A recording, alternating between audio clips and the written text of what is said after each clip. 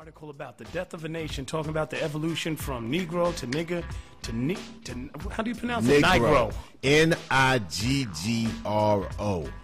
It's basically, ignorance is rewarded today by factions that allow and accept for us to not be at our cultural best. Not to say anybody has to be stale and stiff, but all the aspects of us as a people is being looked upon as a total joke in the eyes of white America and even the world at large. So I was kind of disgusted at just the fact that one day, last 10 days ago, I was burnt watching not only the whole thing of the UPN thing and the WB and every black person I saw on TV, they was buck dancing and smiling, and it's just that in order for a black face to be on TV, it always got to make you laugh. Now I like to laugh like the next cat, right. But every black face was like trying to go to their best. It just reminded me of stepping fetishism. Right. So I just got just wired, and then the Source thing happened, and then everybody. It's just like almost like you just can't be black and just be able to be at your best sometimes. It's just that everything is imbalanced just the whole other way.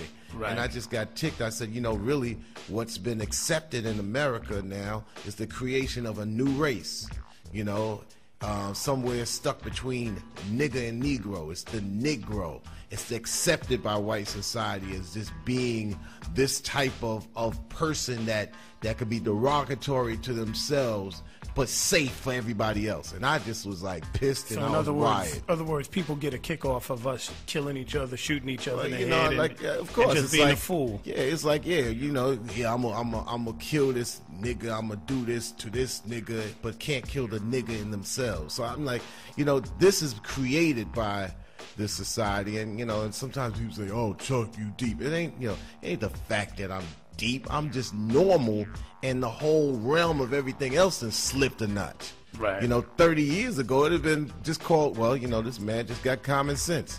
But sense ain't common today, right. Except for the rapper. He's common sense, right? But everything else is done dipped to either sense or nonsense. And a lot of people feel that, like, oh man, yeah, you just getting too deep in it. I mean, dang, I just tell people straight out. You got shorties out there, 18 and under, who ain't able to navigate through the nonsense and the BS that is put out through the images of television, which works stronger than any other weapon ever before. It's right. a tool for some, and it's a weapon for others, and this weapon works against us. So if you older, like 18 and over, of course nobody can tell you what to do because you grown. Right. But there's 12-year-old kids out there that ain't able to handle that, and they take on these images, and point blank, I'm tired. What I really got tired of is I got tired of seeing somebody 26, 31, 33, 23 acting like they 12. Where, and in order to say, well, that's what's happening. That's what's fly. Now, instead of a 12 and 13 and 14-year-old looking to say, well, I'm trying to act like this 29-year-old, you got a bunch of 29, 30-year-olds trying to be acceptable to 16 and 15-year-olds. And to me, that's crazy. That's ridiculous. There's no other society in on this planet that works as backwards as black people are working in this country right now. One of the things it seems like is that they reward people the younger you are, because you can get a job these days, usually because they can rip you off and not have to pay you a lot. Exactly. So in order for people to keep their jobs and get accepted in certain rounds, they got to act kitty-like. They got to act kitty-like, and who's doing the hiring and who's doing the firing? It's usually at the person that says, all right, you can get that job if you capitulate and, and just regress yourself into this type of person, and we will pay you. And you could bling yourself and make everybody look like they're irrelevant because they have some intelligence. And you can't just, sometimes you have to look at it and say, you know what? I have my integrity, I got my intelligence, and all right, maybe I ain't blinging, but I'm BLIing. I got enough, and I'm understand where I'm at. But, right now, it's just like white America is, where once upon a time, maybe some of our comedy made them laugh with us. Now they're totally laughing at us.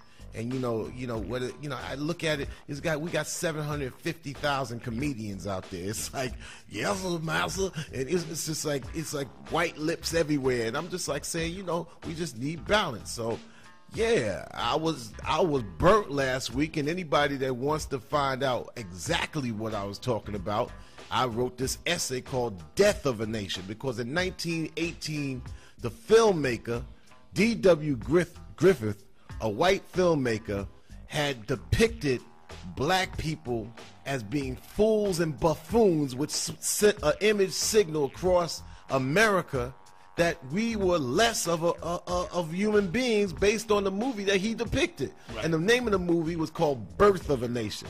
So I just capped it with this essay saying death of a nation, and the same damn thing is happening.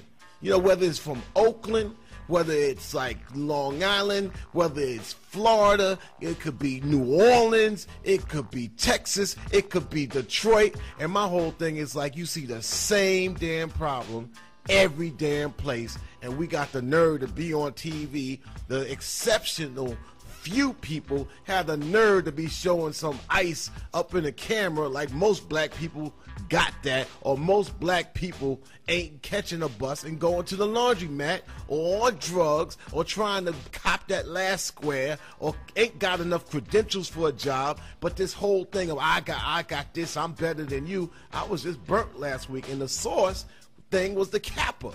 Because if you looked and said, okay, like this is representing black folks in 2001. I just said, you know what? If I'm white and I'm sitting in Iowa, I'm looking at this. It's got to be a joke.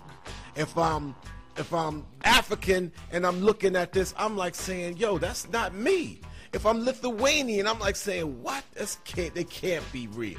If I'm Japanese or Asian or whatever, I'm looking at that and I'm like saying, yo, they 3 notches underneath what human beings should be. Yo, and if I'm black living in America, I'm like saying, yo, who the hell gave them TV time to balance it, to represent us all? And nobody, and then people had the nerve to say, well, hey, that's the way it is, and that's the way it is. No, you know what? People need to be held accountable. And all these cats out here talking this thug nonsense and this and that, they just fooling themselves. The real thugs get the job done. They take on the forces that make us all look bad, that make us all live in bad conditions, and they deal with it.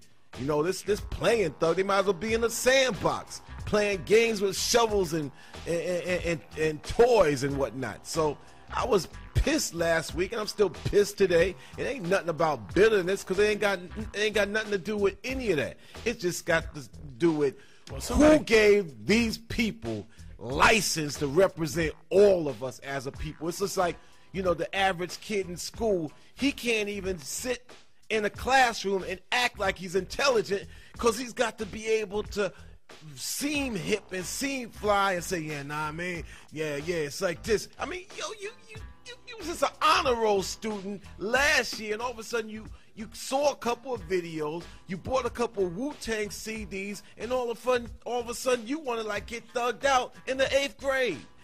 But it's not his fault. It's the fault of punk adults who are afraid to check a young cat like that and communicate to what he's checking into. And therefore, when that happens, we just let everything go for broke, and we wonder why we be in the situation we in.